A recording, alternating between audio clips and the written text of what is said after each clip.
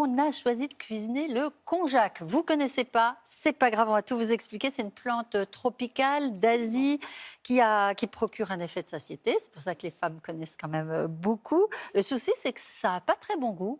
Non, c'est vrai, j'allais dire... Donc ça n'a pas de goût, quoi. Oui, voilà, c'est plutôt c'est un neutre. peu C'est un peu neutre. comme le tofu. Alors, l'idée, c'est de les cuisiner pour leur donner un petit supplément d'âme. C'est une plante, j'allais dire presque magique, parce qu'on lui prête des propriétés de détoxification de l'organisme. Vous l'avez dit, ça prend de la place dans l'estomac, donc on a une bonne sensation de satiété. Ça permet finalement de manger des féculents, d'avoir la pression. C'est comme des pâtes. Enfin, voilà. Ça remplacera pas le goût des pâtes. Non. Mais au niveau du ressenti, c'est ça, c'est un peu comme des pâtes en fait. Des comme pâtes, des du riz. du Moi, je sais vermicelle. que je ne mange jamais de féculents le soir, par exemple, mais il peut m'arriver d'avoir envie d'un plat un peu réconfortant. C'est l'aliment idéal. 0 calories ou Bien presque. cuisiner, pour que ça ait du goût. Oui, voilà. Alors, vous avez vu, il en existe même des tout cuisinés.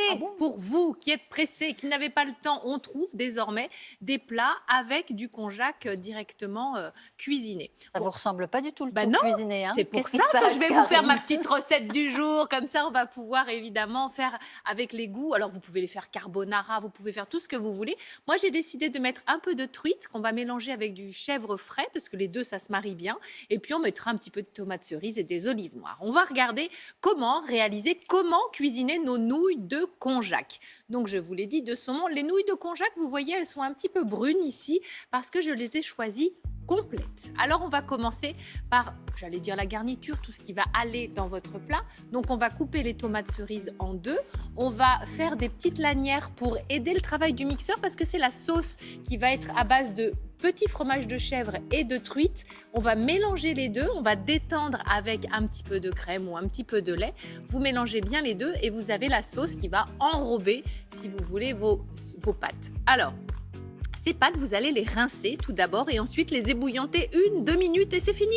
Vous les mettez dans votre saladier et vous allez mettre votre sauce, vos petites tomates cerises, vos olives. Vous pouvez ajouter l'herbe de votre choix, de la ciboulette, du persil, même du basilic. Ça fonctionne très bien. Ce que j'aime bien, c'est que c'est très facile dans l'élaboration. Ça va vite. Donc pour le soir, moi, je trouve ça parfait.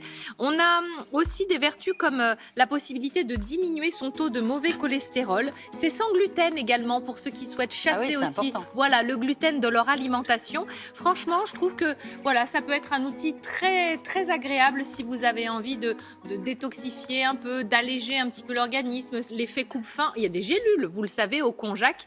Moi, je préfère évidemment inclure tout ça dans l'alimentation. C'est beaucoup mieux, effectivement.